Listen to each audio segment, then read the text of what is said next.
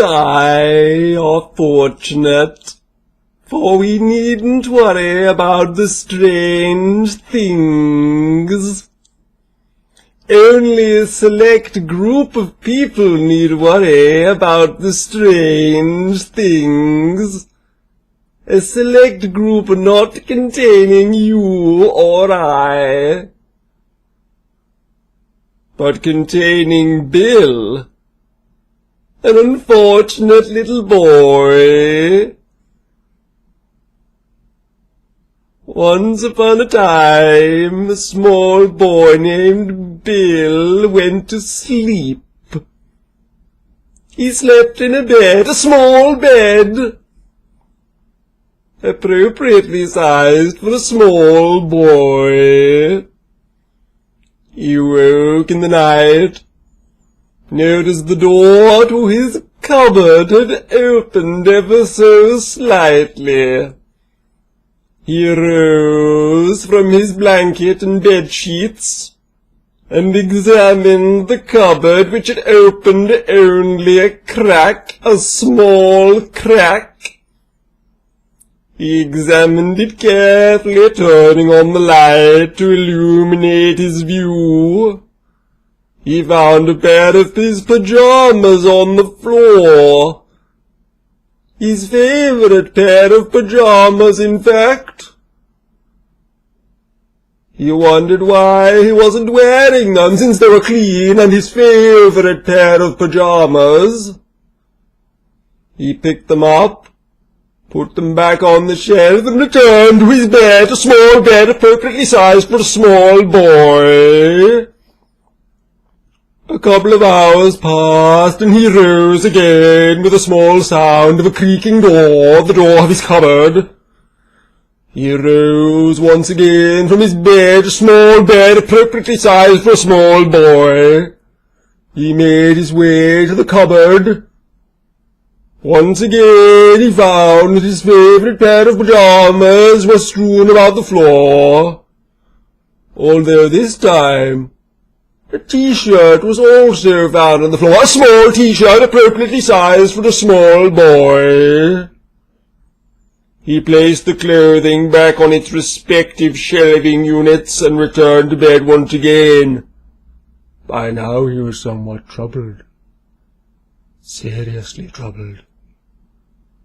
Another hour passed, and he rose again. But this time the cupboard door was not open. It remained shut, but his favorite pajamas were strewn about the floor all the same.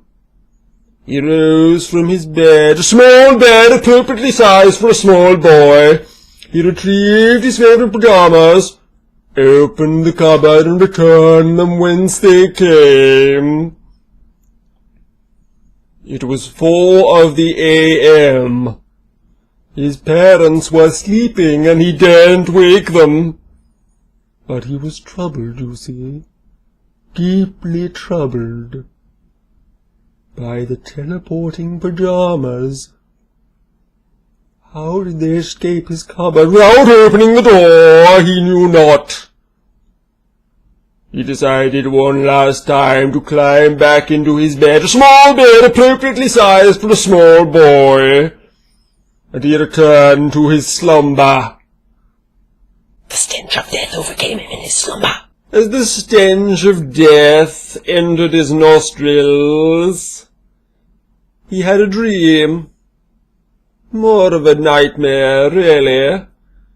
He dreamt that a demon inhabited his cupboard, threw his pajamas about the floor in a haphazard manner, and left the door slightly ajar so as to disturb his rest. The demon wore horns atop its head, walked on his hind legs like a goat, walking on its hind legs. As he woke again, he looked out to see that his cupboard door was not open.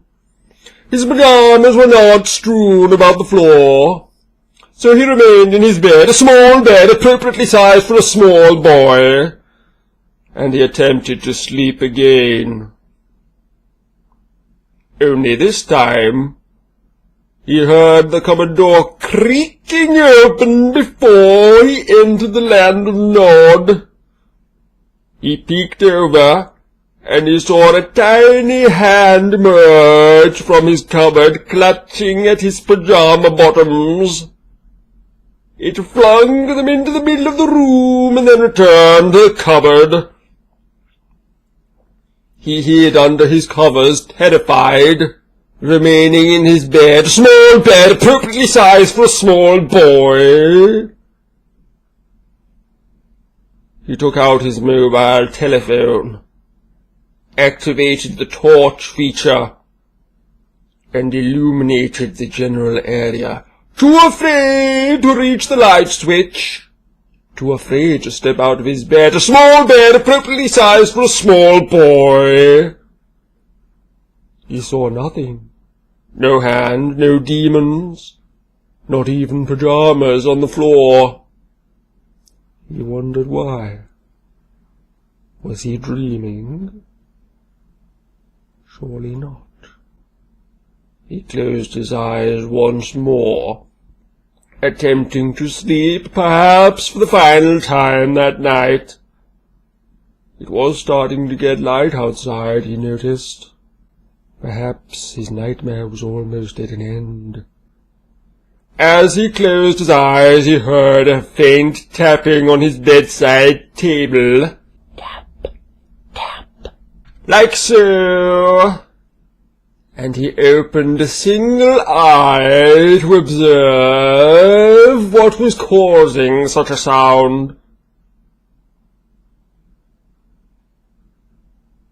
The sight that befell his eye troubled him greatly. He was now more troubled than at any point in this evening. And I'll tell you why, shall I? He observed a small boy, smaller than he, much smaller, with no eyes. 2 noses, though. He looked out at the boy and whispered, "Oh, can I help you, little boy, who doesn't seem to have any eyes, but has an additional nose?" The small boy with his 4 nostrils but no eyeballs looked back to him in his bed, his small bed appropriately sized for a small boy, and he said, You will die in your bed, your small bed appropriately sized for a small boy, unless you do this one favor for me. He continued, I want you to cut off your hand and throw it out of the window. Now! He did so. He cut off his hand with a pair of scissors, launched it from the window. The pain pulsated through his body, and he looked back to the boy, the small boy with no eyes and 2 noses, to find that he had vanished into thin air. He looked down at his bloody stump to find that his hand had been replaced with a turnip. A plump, delicious turnip. He began to nibble on it uncontrollably. The stress overcame him, and he started to perform rather foolish acts in his bedroom. He stripped naked, decorated the walls with his own urine.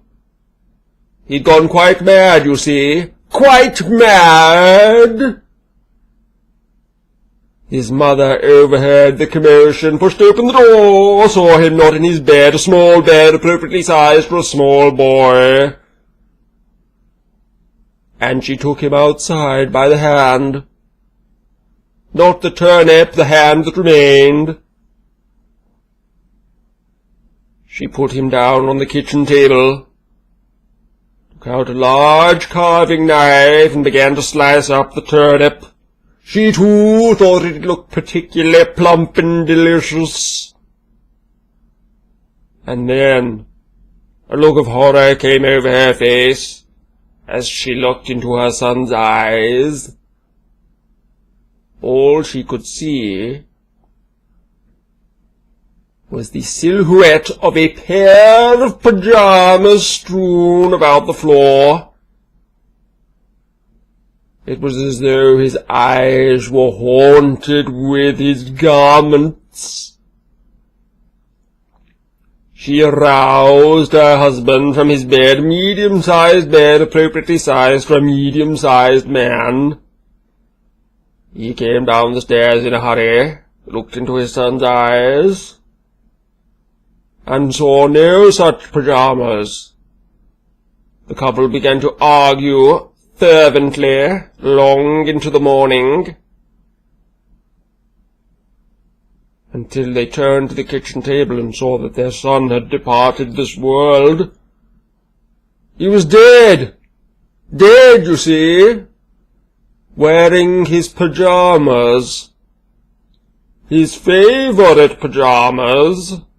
No longer strewn about the floor, although it wouldn't be long until his ashes were strewn about the floor. He is an unfortunate one, you see. Unfortunate to fall victim to strange things. The kind of strange things that you or I needn't worry about on a daily basis. Or need we?